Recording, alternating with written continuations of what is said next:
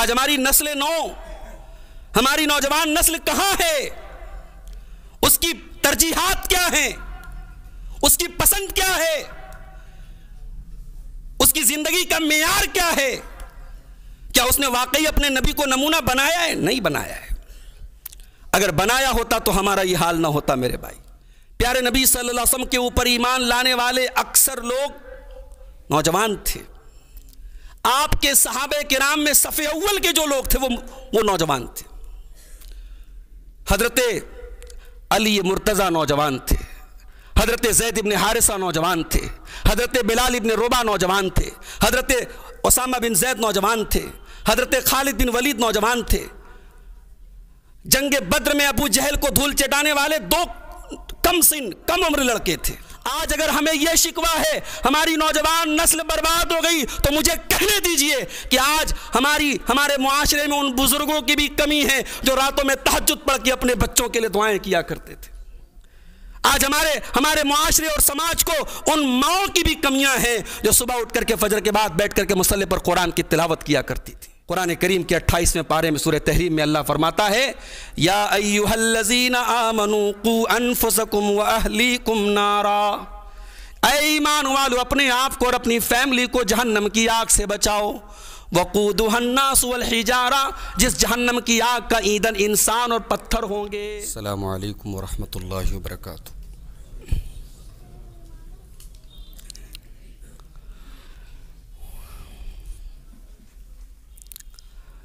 الحمد للہ نحمده ونستعینه ونستغفره ونعوذ باللہ من شرور انفسنا ومن سیئات اعمالنا من يهده الله فلا مضل له ومن يضلل فلا هادي له واشهد ان لا اله الا الله وحده لا شريك له واشهد ان محمدا عبده ورسوله يا ايها الذين آمنوا اتقوا الله حق تقاته ولا تموتن الا وانتم مسلمون يا أيها الناس اتقوا ربكم الذي خلقكم من نفس واحدة وخلق منها زوجها وبث منهما رجالا كثيرا ونساء واتقوا الله الذي تساءلون به والأرحام إن الله كان عليكم رقيبا يا أيها الذين آمنوا اتقوا الله وقولوا قولا سديدا يصلح لكم أعمالكم ويغفر لكم ذنوبكم ومن يطع الله ورسوله فقد فاز فوزا عظيما أما بعد فإن خير الحديث كتاب الله وخير الهدي هدي محمد صلى الله عليه وسلم وشر الأمور محدثاتها وكل محدثة بدعة وكل بدعة ضلالة وكل ضلالة في النار أعوذ بالله من الشيطان الرجيم بسم الله الرحمن الرحيم لقد كان لكم في رسول الله أسوة حسنة لمن كان يرجو الله واليوم الآخر وذكر الله كثيرا۔ صدر محترم، علماء ذی وقار، محترم بزرگوں، نوجوان ساتھیوں، پیارے بچوں، سیرت النبی علی صاحبہ افضل الصلوات والتسلیم کے قیمتی موضوع پر اس مسجد کے ذمہ داروں اور جماعت اسلامی کی طرف سے یہ بہترین پروگرام اللہ کے اس گھر میں آج رکھا گیا اور بڑے اہم موضوعات پر علماء کرام کو گفتگو کی دعوت دی گئی۔ مجھ سے پہلے ہمارے بڑے موقر استاذ حضرت مولانا خورشید انور اعظمی حفظہ اللہ کا خطاب ابھی آپ نے سماعت کیا۔ مجھے جو عنوان ملا ہے وہ ہے نسل نو کی تربیت سیرت النبی صلی اللہ علیہ وسلم کی روشنی میں۔ میرے بھائیوں، سیرت النبی کا موضوع اتنا حسین موضوع ہے، یہ ایسا حسین گلدستہ ہے جس کا ہر پھول چننے کے قابل ہے۔ سیرت النبی وہ نسخہ کیمیا ہے جس میں آج امت کے تمام مسائل کا حل موجود ہے۔ سیرت النبی وہ نقطہ اتحاد ہے جس پر آج مسلمانوں کے تمام مسالک اور تمام مکاتب فکر کو متحد کیا جا سکتا ہے۔ دنیا کے اندر بہت ساری شخصیات آئیں، ان کی زندگیوں کو قلم بند بھی کیا گیا، ان کی حیات پر کتابیں لکھی گئیں، مگر ساری کائنات میں اگر کوئی سیرت ایسی ہے جو سیرت کامل ہے، جس زندگی کا ہر پہلو لائق اتباع ہے، تو وہ ہستی صرف ایک ہے اور وہ جناب محمد الرسول اللہ صلی اللہ علیہ وسلم کی ہے۔ اللہ تعالیٰ نے علی الاطلاق،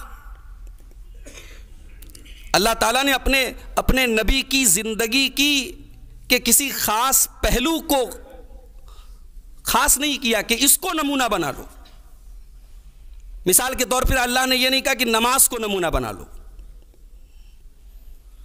اللہ نے یہ نہیں کہا کہ نبی کی عبادت تمہارے لیے نمونہ ہے، اللہ نے یہ بھی نہیں کہا کہ نبی کے اخلاق تمہارے لیے نمونہ ہے، اللہ نے یہ بھی نہیں فرمایا کہ رسول کے معاملات تمہارے لیے نمونہ ہے۔ اللہ نے علی الاطلاق نبی اکرم صلی اللہ علیہ وسلم کی تمام زندگی، مکمل حیات کو نمونہ اسوہ حسنہ قرار دیا۔ قرآن مجید کی جو آیت میں نے آپ کے سامنے پڑھی، یہ 21ویں پارے کے آخر کی آیت ہے، سورۃ الاحزاب کی آیت نمبر 21 ہے۔ بڑی مشہور آیت ہے، آپ نے بارہا سنی ہوگی، سنتے تو ہیں ہم، مسئلہ تو یہی ہے، سنتے ہیں ہم، سننے کا شوق ہے، مگر اس آیت میں بہت بڑا پیغام بھی چھپا ہے۔ اس آیت کے 2 ٹکڑے ہیں۔ لَقَدْ كَانَ لَكُمْ فِي رَسُولِ اللَّهِ أُسْوَةٌ حَسَنَةٌ، یہ ایک ٹکڑا ہے۔ اے مسلمانوں، تمہارے لیے اللہ کے پیارے رسول کی زندگی اسوہ حسنہ ہے، بہترین نمونہ ہے، آئیڈیل ہے، آدرش ہے، اس سے بہتر زندگی نہیں ملے گی۔ نبی اکرم تمہارے لیے نمونہ ہے، بہترین نمونہ ہے۔ اللہ نے اتنا کہہ کے بس نہیں کیا، اتنا ٹکڑا تو ہم سب کو یاد بھی ہوگا، ہم سنتے رہتے ہیں۔ اس آیت کا اگلا ٹکڑا قابل غور ہے، لمن کان یرجو اللہ والیوم الآخر، اللہ کے نبی نمونہ ہیں، اسوہ حسنہ ہے، آپ کی زندگی قابل اتباع ہے، آپ کی زندگی نمونہ بنانے کے قابل ہے، مگر یہ سب کے بس کی بات نہیں ہے۔ نبی اکرم کو نمونہ وہی انسان بنا سکتا ہے لمن کان یرجو اللہ، جس کے دل میں اللہ کا ڈر ہو، اللہ سے ملنے کی امید ہو، والیوم الآخر، اور جس کے اندر قیامت کے دن کے اوپر ایمان ہو۔ جب تک اللہ کے اوپر ایمان نہیں ہے، جب تک جزا اور سزا کا خوف نہیں ہے، جب تک اللہ کی بارگاہ میں پیش ہونے کا احساس نہیں ہے، محبت رسول پر باتیں ہوں گی، واقعات بیان کیے جائیں گے، پروگرام ہوں گے، کانفرنسیں ہوں گی، نعرے لگیں گے، محبت کے بہت سارے مظاہر ہوں گے، مگر نبی کو نمونہ بنانے کی ہمت وہی انسان کر سکتا ہے جس کے اندر یہ دو چیزیں پائی جائیں، جو اللہ کے سے امید رکھتا ہو، اللہ سے ملنے کی امید رکھتا ہو، اور قیامت کے دن کے اوپر ایمان رکھتا ہو، وَذَكَرَ اللَّهَ كَثِيرًا، اور اللہ کو کثرت سے یاد کرتا ہو۔ میرے بھائیوں، میرا موضوع ہے نسل نو کی تربیت۔ نسل نو مس ہماری نوجوان نسل، ہماری ینگ جنریشن، ہماری وہ نسل جس سے اس امت کے مستقبل کی امیدیں وابستہ ہیں۔ ہم جانتے ہیں دنیا کی ہر قوم کا جو کیپٹل ہوتے ہیں، جو سرمایہ ہوتے ہیں، اس قوم کے نوجوان ہوتے ہیں۔ امت مسلمہ آج بہت سارے چیلنجز سے دو چار ہیں، بہت سارے مسائل سے شکار ہے، بہت سارے پرابلم سے جوجھ رہی ہے۔ یہ امت جب امید کی نظروں سے اپنی نوجوان نسل کی طرف دیکھتی ہے تو بہت افسوس کے ساتھ اسے اپنی نظروں کو واپس گھمانا پڑ جاتا ہے۔ آج ہماری نسل نو، ہماری نوجوان نسل کہاں ہے؟ اس کی ترجیحات کیا ہیں؟ اس کی پسند کیا ہے؟ اس کی زندگی کا معیار کیا ہے؟ کیا اس نے واقعی اپنے نبی کو نمونہ بنایا ہے؟ نہیں بنایا ہے۔ اگر بنایا ہوتا تو ہمارا یہ حال نہ ہوتا میرے بھائی۔ اخلاقی اعتبار سے، معاملات کے اعتبار سے، عبادات کے اعتبار سے، عقیدے کے اعتبار سے، ہر اعتبار سے آج امت کی نوجوان نسل کی حالت افسوسناک ہے میرے بھائیوں۔ پیارے نبی کی زندگی میں ہم دیکھتے ہیں نوجوانوں سے آپ کو بڑا گہرا تعلق تھا۔ پیارے نبی صلی اللہ علیہ وسلم کے اوپر ایمان لانے والے اکثر لوگ نوجوان تھے۔ آپ کے صحابہ کرام میں صف اول کے جو لوگ تھے وہ نوجوان تھے۔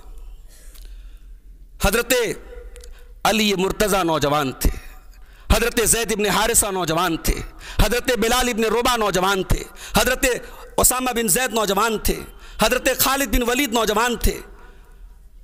جنگ بدر میں ابو جہل کو دھول چٹانے والے دو کم عمر لڑکے تھے۔ نبی اکرم صلی اللہ علیہ وسلم نے اسلام کے جس درخت کو آپ کے اور آپ کے صحابہ نے اپنے خون جگر سے سینچا ہے، اس درخت کی جڑوں میں اپنے خون جگر کا پانی پلانے والے اکثر نوجوان ہیں۔ نبی اکرم کے آس پاس نظر آنے والی ایک ٹیم ہے جو اس میں آپ کو اکثریت نوجوانوں کی ملے گی میرے بھائی۔ نوجوانوں سے اللہ کے نبی کو بڑا گہرا تعلق تھا۔ نوجوانوں کے جذبات، نوجوانوں کے ایموشنز، ان کی ضرورتوں کو آپ محسوس کرتے تھے۔ ایسا نہیں ہے کہ آپ اگر نوجوانوں سے کہتے تھے تو نماز پڑھو تو صرف نماز پر فوکس کرتے تھے۔ ایک نوجوان اگر شادی کے قابل ہے تو اللہ کے نبی اسے شادی کرنے کا حکم دیتے تھے۔ آپ نے نوجوانوں کو پیغام دیا، یا معاشر الشباب من استطاع منکم الباءۃ فلیتزوج فإنہ اغض للبصر واحسن للفرج۔ اے نوجوانوں، شادی کے قابل ہو تو شادی کر لو۔ تمہاری نظروں کی حفاظت، تمہاری شرمگاہ کی حفاظت اسی سے ہوگی۔ یہ نبی کے الفاظ ہے بھائی۔ تقریریں سن کے نوجوانوں کی شرمگاہ کی حفاظت نہیں ہوگی، نمازیں پڑھ کے ان کی شرمگاہ کی حفاظت نہیں ہوگی۔ اگر وہ شادی کے قابل ہیں، یہ پیارے رسول کا حکم ہے، یہ ہمارے نبی کا حکم ہے، ان کی شادی کراؤ۔ اور آگے بڑھیے۔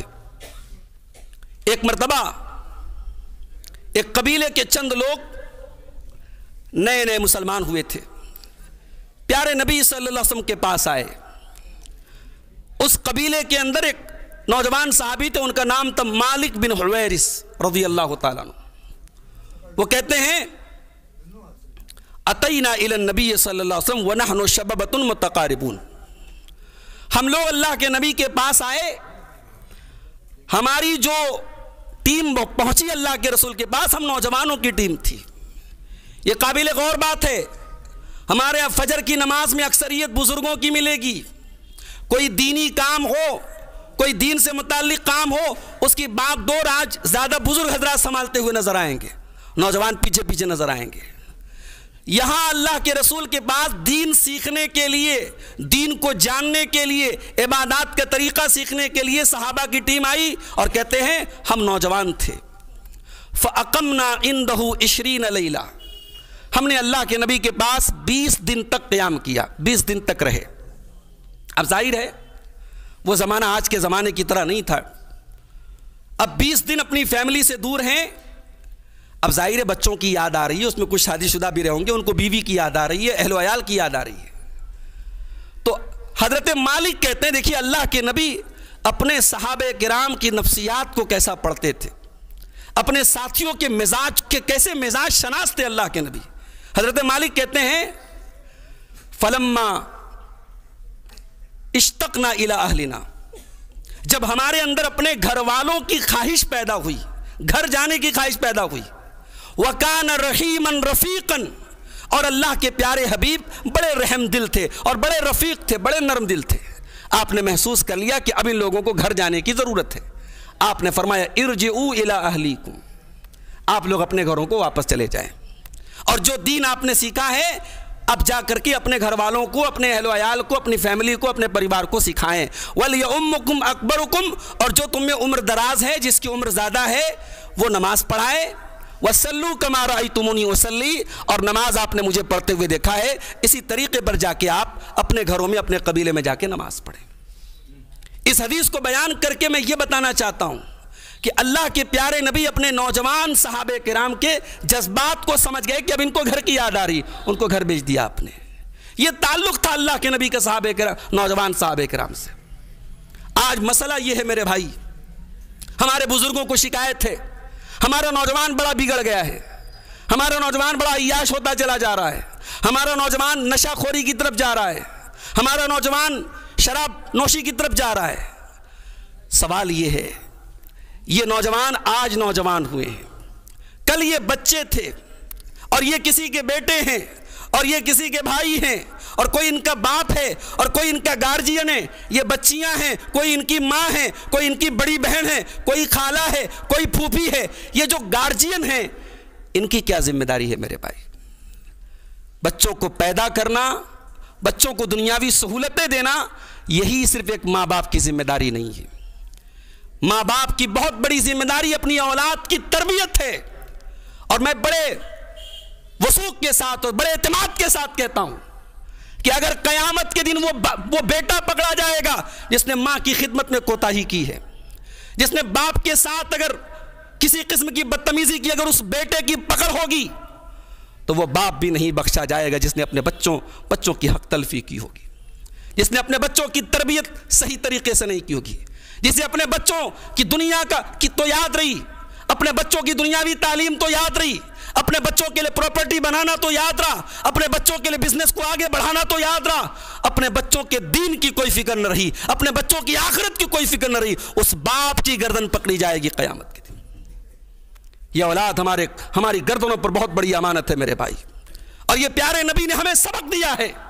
جب اللہ تعالیٰ نے قرآن کریم کی آیت نازل کی وَأَنذِرْ عَشِيرَتَكَ الْأَقْرَبِينَ، اے میرے حبیب آپ اپنے قریبی رشتہ داروں کو ڈرائیے، تو پیارے نبی صلی اللہ علیہ وسلم نے اپنے تمام خاندان اور قبیلے کے لوگوں کو اکٹھا کیا اور سب کو نام لے لے کر کہا اے بنی فلاں، اے بنی فلاں، اے بنی فلاں، انقذوا انفسکم من النار، اپنے آپ کو جہنم کی آگ سے بچا لو۔ اسی موقع پہ آپ نے اپنی پھوپھی صفیہ کا نام لیا، یا صفیہ بنت عبد المطلب، اے عبد المطلب کی بیٹی صفیہ، انقذی نفسک من النار، اپنے آپ کو جہنم سے بچانے کا انتظام کر لے۔ یا فاطمہ بنت محمد، اے میری لخت جگر فاطمہ، انقذی نفسک من النار، اپنے آپ کو جہنم سے بچانے کا انتظام کر لے۔ یہ پیارے نبی کے الفاظ نہیں ہیں، یہ پیارے نبی ایک امت کے تمام گارجینز کو ایک سبق دے رہے ہیں کہ اپنے بچوں کے تئیں، ان کی آخرت کے تئیں فکر مند ہو جاؤ۔ جانتے ہو حضرت عبداللہ بن مسعود رضی اللہ تعالیٰ عنہ جب رات میں تہجد پڑھتے تھے، ان کا معصوم بچہ بغل میں سویا رہتا تھا، تو جب وہ تہجد پڑھ رہے تھے ایک دن، تو تہجد پڑھتے پڑھتے انہوں نے قرآن کا 15واں پارہ پڑھا، سورہ کہف کی آیتیں پڑھ رہے تھے۔ سورہ کہف میں اللہ تعالیٰ نے حضرت موسیٰ اور حضرت خضر کا واقعہ بیان کیا ہے کہ یہ دونوں ایک بستی سے گزرے، بستی کے لوگ بڑے بخیل تھے، ان لوگوں کو بھوک لگی تھی، انہوں نے کھانا مانگا، انہوں نے کھانا تک نہیں کھلایا، تو وہاں ایک دیوار تھوڑی ٹیڑھی تھی، گرنے والی تھی، حضرت خضر کھڑے ہوئے اور انہوں نے دیوار کو ٹھیک کر دیا۔ موسیٰ علیہ السلام بڑے جلالی پیغمبر تھے، بڑے غصے میں انہوں نے کہا کہ یہ کام کرنے کی ضرورت نہیں تھی، آپ کو بڑے بخیل لوگ تھے، انہوں نے ہمارے ساتھ بڑی بدتمیزی کی تھی، آپ نے دیوار ٹھیک کی تھی تو کوئی اجرت لے لیتے، کچھ پیسے لے لیتے۔ تو حضرت خضر نے اس واقعے کی حکمت بیان کرتے ہوئے کیا فرمایا تھا؟ اللہ تعالیٰ نے بیان کیا قرآن کے 16ویں پارے میں، وَأَمَّا الْجِدَارُ فَكَانَ لِغُلَامَيْنِ يَتِيمَيْنِ فِي الْمَدِينَةِ وَكَانَ تَحْتَهُ كَنْزٌ لَهُمَا وَكَانَ أَبُوهُمَا صَالِحًا۔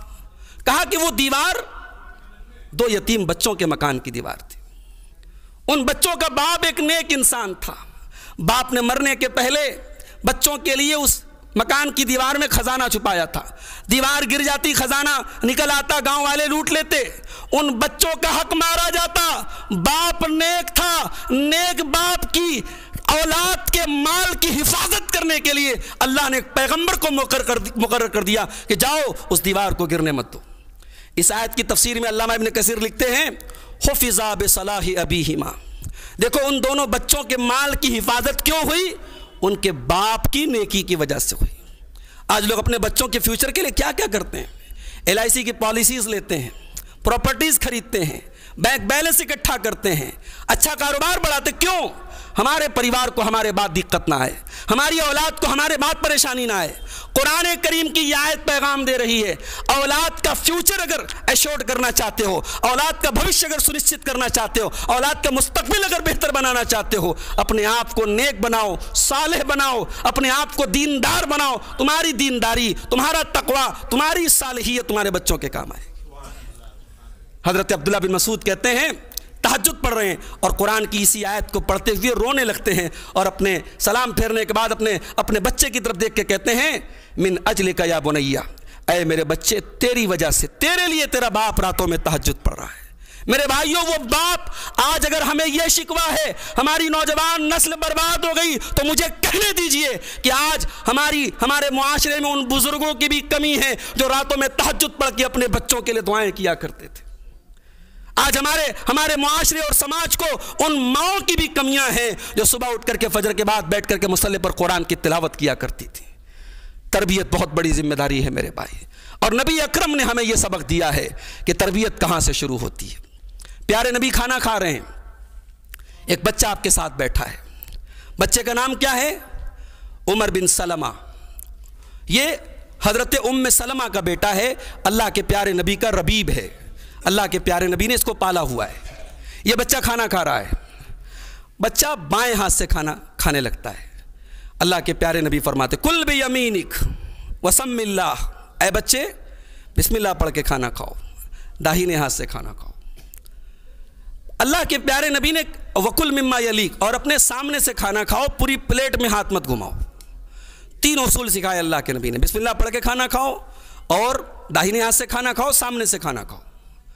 حضرت عمر بن سلمہ کہتے ہیں کہ تا حیات پیارے نبی نے جو مجھے طریقہ سکھا دیا کھانے کا، وہی تا حیات مرتے دم تک وہی طریقہ مجھے یاد رہا، اسی طریقے پر میں قائم رہا۔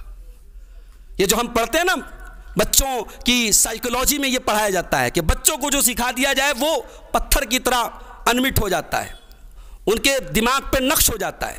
تو نبی اکرم نے یہ سبق دیا کہ اپنے بچوں کو بچپن سے جو سکھاؤ گے وہ سیکھ لیں گے۔ مہاراشٹر کے شولاپور میں ایک صاحب کے گھر میں گیا، 5 سال کا بچہ، اسے پوری سورہ ملک یاد ہے۔ یہاں کتنے نوجوانوں کو سورہ ملک یاد نہیں ہوگی؟ 2.5 پیج کی، حافظ قرآن پہ 2.5 پیج کی صورت ہے سورہ ملک، یاد کرنے میں پسینے چھوٹ جائیں گے ہمیں۔ 5 سال کے بچے نے، میں نے پوچھا بیٹا تم کیسے یاد کر لیا تم نے؟ کہا دادا روز پڑھتے ہیں رات میں سونے کے ٹائم، میں نے سن کے یاد کر لیا۔ اللہ اکبر۔ ہمارے قوم کو، ہمارے سماج کو ان داداؤں کی ضرورت بھی ہے میرے بھائیوں۔ اگر اس نوجوان نسل کی صحیح تربیت کرنا ہے، ہمیں ان داداؤں کی بھی ضرورت ہے جن کی دین کی نالج اتنی اچھی ہو اور رات میں سونے لگے تو اپنے پوتوں کو اللہ کے نبی کے واقعات، صحابہ کرام کے واقعات، انبیاء کرام کے واقعات سنائیں۔ آج ہماری قوم کو ان بزرگوں کی بھی ضرورت ہے۔ تربیت بہت بڑی ذمہ داری ہے میرے بھائی، آج ہم اس ذمہ داری کو بھولے بیٹھے ہیں۔ ہمارا بچہ اسکول میں پڑھ رہا ہے، انگلش میڈیم اسکول میں، ہم بڑے مطمئن ہیں کہ صاحب شہر کے سب سے مہنگے اسکول میں ہم نے اپنے بچے کا ایڈمیشن کرایا ہے۔ ہماری بچیاں آج کانوینٹ میں پڑھ رہی ہیں، ہم بڑے مطمئن ہیں کہ ہماری بیٹی جب کل بڑی ہوگی ہم فخر سے کہہ سکیں گے ہماری بیٹی نے ہائر ایجوکیشن حاصل کی ہے۔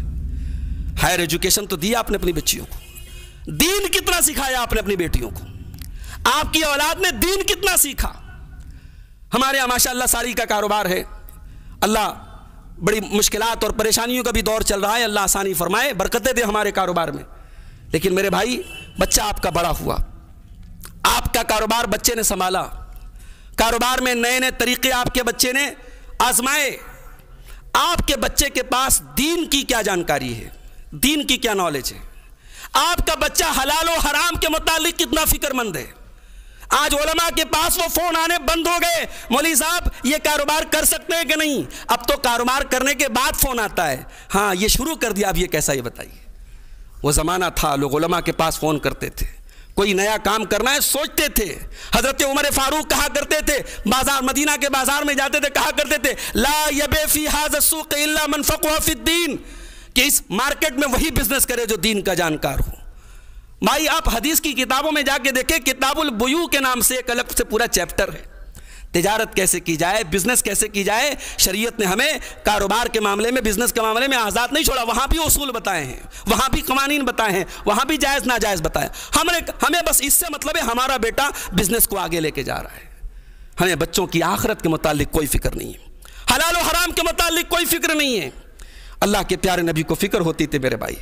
اللہ کے پیارے حبیب مسجد میں بیٹھے ہوئے ہیں، آپ کے نواسے سیدنا حسن رضی اللہ تعالیٰ عنہ مسجد میں کھیل رہے ہیں، اور صدقہ کی کھجوریں آئی ہوئی ہیں جو مسجد کے گوشے میں رکھی ہوئی ہیں. حضرت حسن رضی اللہ تعالیٰ عنہ نے ایک کھجور اٹھائی، اور بچے ہیں 5 سال کے، انہوں نے منہ میں ڈالی. اللہ کے پیارے نبی کی نظر پڑی. آپ چاہتے تو کھجور نکال کے منہ میں سے پھینک دیتے، بات ختم ہو جاتی. اس سے کھجور حضرت حسن کے حلق میں نہ جاتی، بس یہ ہوتا، بچے کی تربیت نہ ہوتی، بچے کو سبق نہ ملتا. اللہ کے پیارے حبیب صلی اللہ علیہ وسلم نے اپنے نواسے سے، اس 5 سال کے بچے سے کہا، کخ بیٹا اس کو تھوک دے، نکال دے. اما شعرت انا لا ناکل الصدقہ، تو میرا نواسا ہے، میرا لخت جگر ہے، میرے اہل بیت میں سے، تو نہیں جانتا کہ یہ صدقہ کی کھجور ہے اور ہم صدقہ نہیں کھاتے؟ اس 5 سال کے بچے کو، اپنے 5 سال کے نواسے کو اللہ کے پیارے حبیب حلال و حرام بتا رہے ہیں، امت کو سبق دے رہے ہیں. اپنے بچوں کے بچپن سے حلال و حرام کی تمیز سکھاؤ، انہیں حلال و حرام کا فرق سکھاؤ. آج ہم نہیں سکھاتے میرے بھائی. آج ہمیں اس بات سے کوئی مطلب نہیں ہے، ہمیں اس بات سے مطلب ہے ہمارا بیٹا ہمارے بزنس کو آگے لے کے جائے، وہ کس طریقے سے پیسہ کما رہا ہے. آج ہماری قوم کے بچے، IPL ہو رہا تھا، لوگ سٹے لگا رہے تھے، ورلڈ کپ کا میچ ہو رہا تھا، اور آن لائن ایپس کے ذریعے جوئے کھیل لیتے ہمارے قوم کے بچے. اور ہمیں معلوم ہے، اور مجھے تو کبھی کبھی حیرت ہوتی ہے، ہمارے بنارس میں یہ بڑی بری ایک جو ہے عادت کہہ لیجئے، لت کہہ لیجئے، لوگ قبرستان جیسی جگہ پہ بیٹھ کے جوا کھیلتے ہیں. قبرستان جو عبرت کی جگہ ہے، جو موت کو اور آخرت کو یاد کرنے کی جگہ ہے، ہمارے شہر میں قبرستان پہ بیٹھ کے لوگ جو ہے حرام اور ناجائز کام کرتے ہیں. اللہ ہم سب کی حفاظت فرمائے. میرے بھائیوں، اپنے بچوں کے حلال و حرام کا فرق سکھانا، یہ پیارے نبی کی سیرت سے ہمیں یہ سبق ملتا ہے. اور آگے بڑھیے. اللہ کے پیارے حبیب صلی اللہ علیہ وسلم ایک مرتبہ اونٹنی کے اوپر سوار ہیں. آپ کے چچا زاد بھائی حضرت عبداللہ ابن عباس رضی اللہ تعالیٰ عنہما، جن کی عمر ابھی 10 سے 12 سال ہے، وہ آپ کے ساتھ اونٹنی کے اوپر پیچھے سوار ہیں. اللہ کے پیارے نبی اس 12 سال کے بچے سے کہتے ہیں، یا غلام انی اعلمک کلمات، اے میرے بچے کچھ باتیں تجھے سکھا رہا ہوں، غور سے سننا. احفظ اللہ یحفظک، بیٹا دیکھ اللہ کے قانون کی حفاظت کرتے رہنا، اللہ کے احکام کی، اللہ کی شریعت کی، اللہ کے حدود کی حفاظت کرتے رہنا، اللہ تیری حفاظت کرے گا. کیا پیغام ہے، کیا سبق ہے. زندگی میں جتنی بھی پرابلمز آ جائے، اگر یہ سبق یاد ہو جائے ہماری نوجوان نسل کو تو پھر کوئی مسئلہ نہیں ہے. احفظ اللہ یحفظک، جب تک تو اللہ کے قانون کی حفاظت کرتا رہے گا، اللہ کے دین کی حفاظت کرتا رہے گا، اللہ تیری حفاظت کرتا رہے گا. وَإِذَا سَأَلْتَ فَاسْأَلِ اللَّهِ، اور اے بچے جب بھی سوال کرنا تو اللہ سے سوال کرنا. وَإِذَا اسْتَعَنْتَ فَاسْتَعِنْ بِاللَّهِ، اور جب بھی مدد طلب کرنا تو اللہ سے مدد طلب کرنا. 12 سال کے بچے کو اللہ کے نبی نے 3 جملوں میں پورے دین کی بنیاد سکھا دی، توحید سکھا دی، دین کی بنیادیں سکھا دی. اس کے بعد آپ نے فرمایا کہ اے میرے بچے، وَعَلَمْ أَنَّ الْأُمَّةَ لَوِ اجْتَمَعُوا عَلَىٰ أَن يَنفَعُوكَ بِشَيْءٍ، ساری امت مل کر کے تجھے کوئی فائدہ پہنچانا چاہے، لا ينفعوك، نہیں پہنچا سکتی، إِلَّا مَا كَتَبَهُ اللَّهُ لَكَ، سوائے اس کے جو اللہ نے تیری تقدیر میں لکھ دیا ہے. ساری امت مل کر کے تجھے کوئی نقصان پہنچانا چاہے نہیں پہنچا سکتی سوائے اس کے جو اللہ نے تیری تقدیر میں لکھ دیا ہے۔ 12 سال کے بچے کو اللہ کے نبی نے تقدیر کا عقیدہ سکھا دیا، توحید سکھا دی۔ آج ہمارے نوجوانوں سے اگر ہم بچوں کو چھوڑ دیے نوجوانوں کی بات کریں، تقدیر کا مطلب نہیں معلوم۔ انگلش میڈیم اسکول میں پڑھنے والے، میں کلاس 7 کلاس 8 ہائی اسکول تک کے بچوں کی بات کر رہا ہوں، ان سے بڑے موٹے موٹے دین کے سوالات آپ کر لیں، ہمارے بچے جواب نہیں دے پائیں گے، نہیں جواب دے پائیں گے۔ یہ بہت افسوس کی بات ہے میرے بھائی۔ جنازے کی نماز کی دعائیں پوچھ لیں آپ نہیں بتا پائیں گے، جنازے کی نماز کا طریقہ پوچھ لیں آپ نہیں بتا پائیں گے۔ یعنی ہم اتنا پڑھا لکھا کر کے ایسی اولاد تیار کر رہے ہیں جو اس قابل بھی نہ ہو کہ اپنے باپ کا جنازہ پڑھ سکے۔ میرے بھائی یہ فکر کرنے کی بات ہے۔ قرآن کریم کے 28ویں پارے میں سورہ تحریم میں اللہ فرماتا ہے یا ایھا الذین آمنوا قوا انفسکم واہلیکم نارا، اے ایمان والو اپنے آپ کو اور اپنی فیملی کو جہنم کی آگ سے بچاؤ۔ وقودھا الناس والحجارہ، جس جہنم کی آگ کا ایندھن انسان اور پتھر ہوں گے۔ جہنم کی آگ دنیا کی آگ سے 70 ٹائمز زیادہ خطرناک ہوگی۔ اللہ کے پیارے نبی نے فرمایا کہ دنیا کی آگ سے 70 گنا زیادہ خطرناک ہوگی جہنم کی آگ، اور جہنم کی آگ کا ایندھن انسان اور پتھر ہوں گے۔ اللہ کہہ رہا ہے اپنے بچوں کو اپنے پریوار کو اس آگ سے بچاؤ۔ اس آیت کی تفسیر میں حضرت علی مرتضیٰ رضی اللہ تعالیٰ عنہ فرماتے ہیں کہ اس آیت کا مطلب ہے علموہم وادبوہم، اپنے بچوں کو دین سکھاؤ، اپنے بچوں کو ادب سکھاؤ۔ میرے بھائیوں یہ میں نبی اکرم کی سیرت کی روشنی میں آپ کے سامنے بات کر رہا ہوں، اللہ کے پیارے نبی اور آپ کے صحابہ کے اقوال کی روشنی میں بات کر رہا ہوں کہ اپنے بچوں کو اپنے پریوار کو جس طریقے سے اپنے آپ کو جہنم سے بچانا ہے ویسے اپنے پریوار کو بھی جہنم کی آگ سے بچانا ہے۔ آج ہمیں اس بات کی فکر نہیں ہے میرے بھائی۔ ہاں میں مانتا ہوں نوجوانوں کے اندر کچھ خرابیاں ہیں، کچھ بگاڑ ہیں، مگر ہمیں یہ بات بھی اس بات کا بھی یقین کرنا ہوگا اور یہ بات بھی سمجھ لینی چاہیے یہ نبی اکرم کا دور نہیں ہے، صحابہ کرام کا، یہ خیر القرون کا دور نہیں ہے، فتنوں کا دور ہے، یہ قرب قیامت کا دور ہے۔ صحابہ کرام کے مقابلے میں، ان کے دور کے مقابلے میں آج بہت زیادہ فتنے۔ ان فتنوں کے دور میں اپنی نوجوان نسل کو ہمیں اگر ان فتنوں سے بچانا ہے، ظاہر ہے جسم کے اندر جب بیکٹیریا زیادہ ہوں تو ہم مضبوط اینٹی بائیوٹک استعمال کرتے ہیں، جب بدن کے اندر بیماری تگڑی ہو تو ہمارا اینٹی بائیوٹک بھی تگڑا ہونا چاہیے۔ اگر فتنوں کا دور ہے تو ان فتنوں سے بچنے کا جو سرکشا کوچ ہے وہ مضبوط ہونا چاہیے، اور وہ سرکشا کوچ کیا ہے میرے بھائی؟ وہ قرآن و سنت ہے، وہ قرآن و سنت ہے، وہ اللہ کے نبی کی سنت ہے، آپ کی سیرت ہے۔ جب اپنے نوجوانوں کو اپنے نبی کے طریقے اور اپنے نبی کی سیرت سے ہم واقف کرائیں گے انشاءاللہ بہت سارے فتنوں سے بچیں گے۔ آج سیرت النبی کے اس پروگرام میں میں آپ کو ایک پیغام دینا چاہتا ہوں، یہاں بیٹھے ہر مسلمان کو یہ پیغام دینا چاہتا ہوں، کم از کم ایک کتاب آپ اپنی پسند سے اپنے عالم دین سے پوچھ لیں، کوئی ایک کتاب سیرت النبی کے موضوع پر ضرور آپ اپنے گھر میں رکھیں۔ اور اگر آپ مجھ سے بات کریں گے تو میری نظر میں سیرت کی مشہور کتابوں میں اردو کی اگر بات کریں، علامہ شبلی نعمانی کی سیرت النبی بہت بہترین کتاب ہے، علامہ سلیمان منصور پوری کی رحمۃ اللہ عالمین بڑی محبت اور عقیدت میں ڈوب کر کے لکھی گئی کتاب ہے، اسی طریقے سے علامہ صفی الرحمان مبارک پوری کی رحیق المختوم بہت بہترین کتاب ہے۔ سیرت کی کوئی ایک کتاب ہر مسلمان کے گھر میں ہونی چاہیے، ہر مسلمان کے گھر میں ہونی چاہیے، تاکہ ہمارے بچے، ہماری نوجوان نسل اللہ کے نبی کی سیرت کو پڑھے اور دیکھے۔ وہ نبی، اس نبی کی زندگی میں ہر قسم کے موڑ آئے میرے بھائی۔ ہمارے نبی اگر راتوں میں اللہ کی بارگاہ میں تہجد پڑھ رہے ہیں تو دن میں بدر و حنین کے مارکے بھی چل رہے ہیں۔ آپ نے ایک بہترین شوہر کا بھی کردار ادا کیا، ایک بہترین باپ کا بھی کردار ادا کیا، اور باپ کی بات یاد آئی تو ہائے ہائے، آج ہمارے معاشرے میں ہر اس باپ کو جو اپنی بچیوں کی، اپنے بچوں کی صحیح تربیت کرنا چاہتا ہے، اسے رسول اکرم کی سیرت بحیثیت والد کے اس کا مطالعہ کرنا چاہیے۔ اللہ کے نبی نے اپنی بیٹیوں کی تربیت کیسے کی، آپ نے اپنی بچیوں کی کیسے تربیت کی، اور ان کی آخرت کی کیسے فکر کی آپ نے۔ صحیح بخاری کے الفاظ ہیں، اللہ کے پیارے نبی اپنی بیٹی سیدہ فاطمہ سے ملنے گئے، ان کے دروازے پر گئے اور اچانک آپ کے چہرے کی رنگت بدلی اور آپ وہاں سے واپس چلے آئے۔ حضرت فاطمہ کو معلوم ہوا کہ میرے والد آئے تھے اور دروازے سے واپس چلے گئے۔ انہوں نے حضرت علی سے کہا ذرا پتہ کرو اللہ کے نبی کیا بات ہے، کیا ایسی بات ہو گئی کہ آپ آئے اور واپس چلے گئے۔ حضرت علی اللہ کے رسول کے پاس آئے، صحیح بخاری کے الفاظ ہیں، کہا یا رسول اللہ ایسا معاملہ ہوا، آپ ہمارے دروازے پر آئے اور آ کر کے چلے گئے، کیا معاملہ تھا؟ اللہ کے نبی نے فرمایا رأیت علی بابہا سترا موشیا، اے علی میں نے دیکھا کہ میری بیٹی کے دروازے پر ایک دھاری دار ڈیزائن دار پردہ لٹکا ہوا ہے۔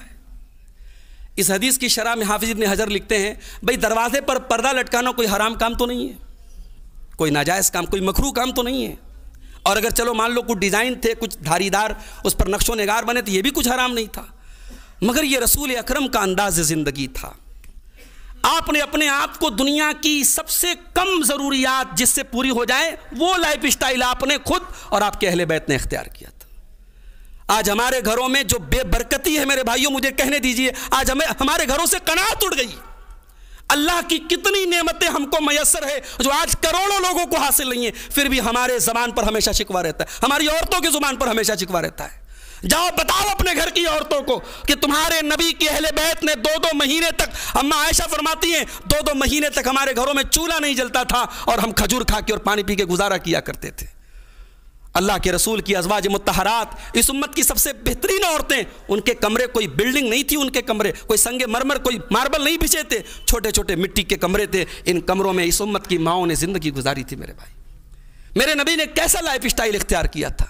آپ نے دنیا کی ناز و نعمت سے اور دنیا کی عیش و عشرت سے ہمیشہ اپنے آپ کو دور رکھا، اور ماہر القادری نے بڑا سچا نقشہ کھینچا تھا کہ سلام اس پر جو امت کے لیے راتوں کو روتا تھا، سلام اس پر جو فرش خاک پر جاڑے میں سوتا تھا، سلام اس پر کہ جس کے گھر میں چاندی تھی نہ سونا تھا، سلام اس پر کہ ٹوٹا بوریا جس کا بچھونا تھا۔ جس کو ہم شریعت کی ٹرم میں زہد کہتے ہیں، دنیا کی لذتوں سے، دنیا کی عیش و عشرت سے، دنیا کا حق ادا کیا جائے مگر دنیا میں عیش و عشرت سے زندگی نہ گزاری جائے، وہ زندگی گزاری تھی اللہ کے نبی نے۔ آپ کی نظر میں حضرت فاطمہ کے دروازے پر وہ ڈیزائن دار پردے کا لٹکنا بھی اس تربیت کے لیے مناسب نہیں تھا جو تربیت آپ نے اپنی بیٹی کی تھی۔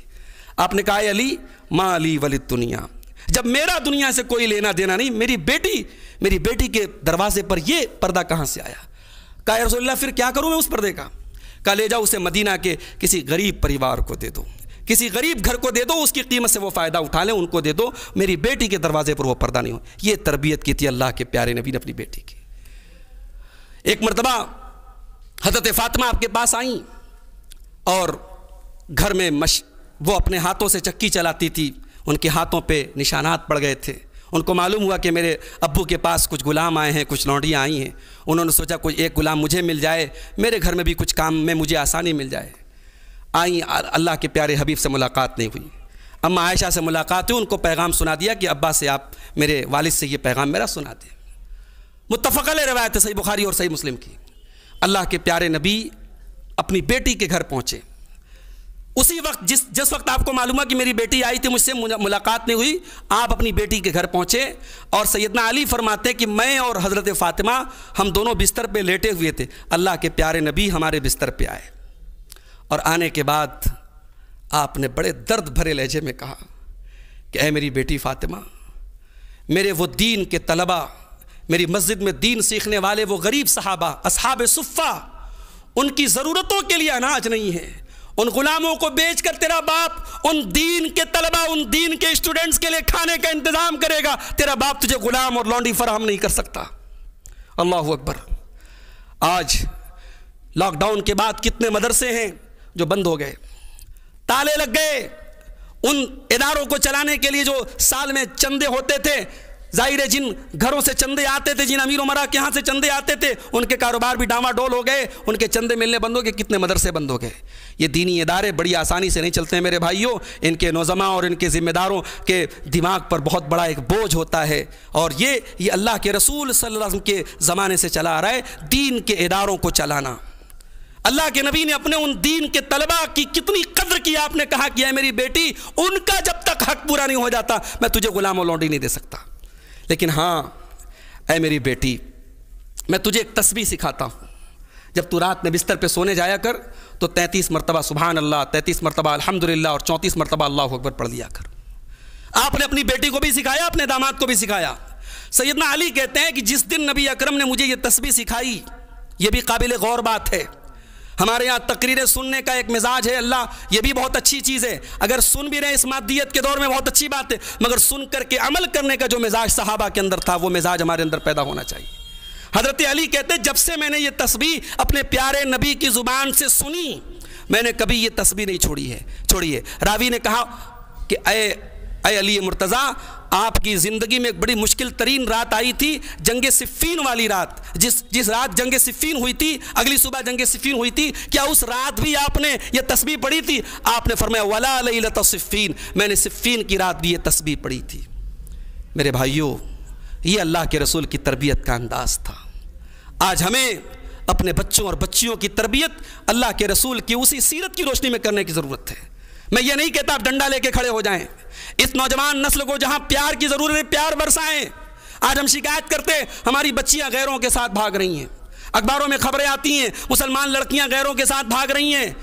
جب آپ اس کے اسباب کا جائزہ لیں گے، ایک بہت بڑی وجہ یہ ہے کہ آج ہمارے گھروں میں بچیوں کو وہ توجہ اور پیار نہیں دیا جاتا جو دینا چاہیے۔ آج کیا وجہ ہے؟ مسلمان لڑکیاں کوچنگ کرنے غیر مسلموں کے علاقے میں جاتی ہیں۔ یہ ہماری قوم کے لیے تازیانہ نہیں ہے، یعنی ہماری قوم اس قابل نہیں ہے کہ اپنے بچوں اور بچیوں کے لیے کوچنگ سینٹر قائم کر سکے۔ ہماری جوان بیٹیاں غیر مسلموں کے علاقے میں جا کے تعلیم حاصل کر رہی ہیں، یہ پوری قوم کے لیے تازیانہ ہے میرے بھائی۔ اور اگر آج ہماری قوم کی بچیاں یہ کہہ رہی ہیں کہ ہمیں غیروں کے علاقے میں زیادہ سیکیورٹی فیل ہوتی ہے، ہم اپنے آپ کو زیادہ سیکیور فیل کرتے ہیں، یہ بھی ہماری قوم کے لیے بہت بڑا تازیانہ ہے۔ اگر ہمیں اپنی بچیوں کو پردے اور نقاب کی تعلیم دینے کی ضرورت ہے تو اپنے جوانوں اور اپنے بوڑھوں کو نظریں جھکا کر کے چلنے کی بھی تعلیم دینی چاہیے میرے بھائی۔ اگر قرآن ان عورتوں سے یہ حکم دیتا ہے وَلَا يُبْدِينَ زِينَتَهُنَّ، اپنی زیب و زینت اپنی خوبصورتی کو ظاہر نہ کریں، تو قرآن یہ بھی کہتا ہے یغضضن قُلْ لِلْمُؤْمِنِينَ يَغُضُّوا مِنْ أَبْصَارِهِمْ، اے نبی مومن مردوں سے کہہ دو کہ اپنی نگاہوں کو نیچی رکھیں اور اپنی شرمگاہوں کی حفاظت کریں۔ تالی ایک ہاتھ سے نہیں بجے گی۔ قوم کی عورتوں کو پردہ دے دیا جائے اور قوم کے مردوں کو بے حیا بنا دیا جائے تو قوم کا بیڑا نہیں پار ہو سکتا۔ قوم کے مردوں کو بھی حیا کی ضرورت ہے اور قوم کی عورتوں کو بھی حیا کی ضرورت ہے، اور ہماری قوم کی بیٹیوں کو یہ بتانے کی ضرورت ہے کہ یہ پردہ یہ کوئی سماج کا بندھن نہیں ہے جو BHU میں جا کے کھل جائے، جو شادی کے ہال میں جا کے کھل جائے، جو کسی فنکشن میں جا کے کھل جائے۔ یہ پردہ تیری پہچان ہے، تیرے دین کا حکم ہے، یہ عبادت ہے، یہ اللہ کی طرف سے فریضہ ہے۔ یہ پردہ شادی ہال میں بھی ہونا چاہیے۔ بڑے افسوس کی بات ہے میرے بھائی، سارا پردہ شادی ہال میں سارے پردے کا زردہ بن جاتا ہے۔ ہم نے بڑے بڑے تہجد گزاروں کو، بڑے بڑے اللہ والوں کو جن کے چہروں پر ماشاءاللہ شرعی داڑھی ہے، ہم نے ان کے گھروں میں دیکھا شادی کے موقع پر پردے کی کوئی رعایت نہیں ہے۔ صاف شادی کا موقع ہے، آج کوئی پردہ نہیں ہوگا۔ مجھے کوئی ایک دلیل لا کے دے دو، کوئی قرآن کی ایک آیت لا کے دے دو جس میں ہمیں یہ گنجائش دی گئی کہ صاحب ایک دن کے لیے پردہ معاف ہے، ایک دن کے لیے بے پردگی ہو سکتی ہے۔ ہمارے یہاں جانتے ہو پردہ کب ہوتا ہے؟ جب کسی کے شوہر کا انتقال ہوتا ہے، عورت عدت میں ہوتی ہے۔ ہمارے مفتی صاحب بیٹھے، بہت فتویٰ آتا ہوگا ان کے پاس، مفتی صاحب عدت میں کس سے پردہ کرنا ہے؟ مفتی صاحب بھی پریشان ہے کہ یہ کون سا اسپیشل پردہ ہے جو عدت میں آ گیا۔ یہ بات یاد رکھو، عدت میں کوئی اسپیشل پردہ نہیں ہے۔ عورت کو جن لوگوں سے سال کے 360 دن اور زندگی کے تمام ایام میں پردہ کرنا ہے، انہی سے عدت میں بھی کرنا ہے۔ ہمارے یہاں پردہ کرنے کے لیے ہم شوہر کے مرنے کا انتظار کرتے ہیں۔ میرے بھائیوں، آج ہماری بچیوں کو، ہماری قوم کی بیٹیوں کو آج یہ سبق سکھانے کی ضرورت ہے۔ بچیوں کو کسی حافظ جی سے، کسی مولانی سے رٹو طوطے کی طرح قرآن آپ نے پڑھا دیا، اس نے قرآن پڑھ لیا، قرآن کا معنی مطلب نہیں جانا، قرآن کا ترجمہ تفسیر نہیں جانا، قرآن کے احکامات کا مطلب نہیں جانا، تو کیا مطلب ہے اس دین کے سیکھنے کا میرے بھائی؟ قرآن کریم میں اللہ تعالیٰ اپنے نبی کی بیویوں کو حکم دیتے ہوئے کہتا ہے وَذْكُرْنَ مَا يُتْلَى فِي بُيُوتِكُنَّ مِنْ آيَاتِ اللَّهِ وَالْحِكْمَةِ، اے نبی کی بیویوں، تمہارے گھروں میں جو قرآن پڑھا جاتا ہے، جو حدیث پڑھی جاتی ہے، اس کو یاد کیا کرو، اس کا ذکر کیا کرو۔ اس کا مطلب کہ مسلمان کے گھروں میں قرآن و حدیث کا ذکر ہونا چاہیے، قرآن و حدیث کا درس ہونا چاہیے۔ آج ہمارے گھروں میں دنیا کی بہت ساری مجلسیں ہوتی ہیں، کچھ ایسی مجلسیں ہمارے گھر کی فیملی میں ہو جہاں دین پر باتیں ہوں۔ مجھے یاد آیا، ہمارے ایک دوست ہیں الہ آباد کے، سعودی عرب میں رہتے ہیں، میں اب بات ختم کر رہا ہوں، ہمارے اور بھی علماء بیٹھے ہوئے ہیں، معذرت کے ساتھ آخری بات بیان کر رہا ہوں کہ ہمارے ایک دوست الہ آباد کے ہیں، سعودی عرب میں کام کرتے ہیں، بچوں سے دور رہتے ہیں۔ تو ایک دن وہ ہم کو بتانے لگے کہ شیخ صاحب میں ڈیلی اپنے بچوں کو رات میں 1 گھنٹہ بات کرتا ہوں، جو کہ اب تو ویڈیو کال وغیرہ سب ہو جاتی ہے فری میں انٹرنیٹ سے، کہ 1 گھنٹہ ڈیلی بات کرتا ہوں، بچوں سے دعائیں سنتا ہوں، بچوں کو دین کی باتیں بتاتا ہوں، بچوں کی تربیت کرتا ہوں۔ یہ ایک انسان سینکڑوں کلومیٹر دور اپنے بچوں سے رہ رہا ہے، بچوں کی تربیت کی فکر ہے۔ آج ہم اپنے گھروں میں ہیں، بچہ پاس میں ہے، بچہ موبائل دیکھ رہا ہے، بچہ یوٹیوب میں لگا ہوا ہے، بیٹیاں یوٹیوب میں لگی ہوئی ہیں۔ آپ یقین کریں اس یوٹیوب کے ذریعے ہم جو کلچر پروموٹ کر رہے ہیں، جو بچے ہمارے بڑے ہو رہے ہیں، وقت کے پہلے وہ بالغ ہو رہے ہیں۔ 8-8 9-9 سال کے بچے اپنی عمر اور اپنے مزاج اور اپنے دماغ سے بہت اوپر کی باتیں جان رہے ہیں۔ یہ یوٹیوب ان کو وقت کے پہلے بالغ بنا رہا ہے۔ میرے بھائی، اس کے پہلے کہ آپ کے بچے اور بچیاں آپ کے ہاتھ سے نکل جائیں، ان کی تربیت موبائل اور یوٹیوب کے بجائے اپنے ہاتھ میں لے لو میرے بھائی۔ جیتے جی اپنے بچوں کو یتیم مت بناؤ۔ عربی کا شاعر کہتا ہے لیس الیتیم من انتہا ابواہ من حم الحیات وخلفاہ ذلیلا، یتیم وہ نہیں ہے جس کے ماں باپ اسے دنیا میں چھوڑ کے چلے گئے۔ ان الیتیم هو الذی تلقى له اما تخلت او ابا مشغولا، یتیم وہ ہے جس کی ماں کے پاس اس کے لیے وقت نہ ہو، جس کے باپ کے پاس اس کے لیے وقت نہ ہو۔ اپنے بچوں کے لیے اپنا کریم ٹائم نکالو میرے بھائی، اپنا بہترین ٹائم نکالو، بچوں کی تربیت کے لیے وقت نکالو، اپنی بچیوں کو بھی دین سکھاؤ، اپنے بچوں کو بھی دین سکھاؤ۔ یہی پیغام ہے اور یہی اللہ کے رسول صلی اللہ علیہ وسلم کی سیرت میں ہمیں پیغام ملتا ہے۔ دعا کرتا ہوں رب العالمین ہم سب کو پیارے نبی صلی اللہ علیہ وسلم کی سیرت کے تقاضوں کو سمجھنے کی توفیق عطا فرمائے۔ رب العالمین اپنے نبی صلی اللہ علیہ وسلم سے، نبی اکرم کے صحابہ کرام سے، نبی اکرم کے اہل بیت سے ہم سب کو صحیح اور سچی محبت کرنے کی توفیق عطا فرمائے۔ رب العالمین سیرت طیبہ کے حوالے سے ہم سب کے درمیان اتحاد و اتفاق بھی پیدا کرنے کی ہم سب کو توفیق عطا فرمائے۔ رب العالمین ہمارے دلوں میں ایک دوسرے کی الفت و محبت پیدا فرما دے۔ رب العالمین ہماری نوجوان نسل کو سنت نبی اور سیرت نبی کے مطابق اپنی زندگی کو گزارنے کی توفیق عطا فرمائے۔ اللہ تعالی ہماری نوجوان نسل کو ہر قسم کی برائیوں سے محفوظ رکھے۔ اللہ تعالی ہمارے بیماروں کو شفا عطا فرمائے۔ رب العالمین ہمارے مرحومین کی مغفرت فرمائے اور رب العالمین ہر قسم کے شر اور فتنے سے ہم سب کی حفاظت فرمائے۔ آمین۔ وآخر دعوانا الحمد للہ رب العالمین۔ والسلام علیکم ورحمۃ اللہ وبرکاتہ۔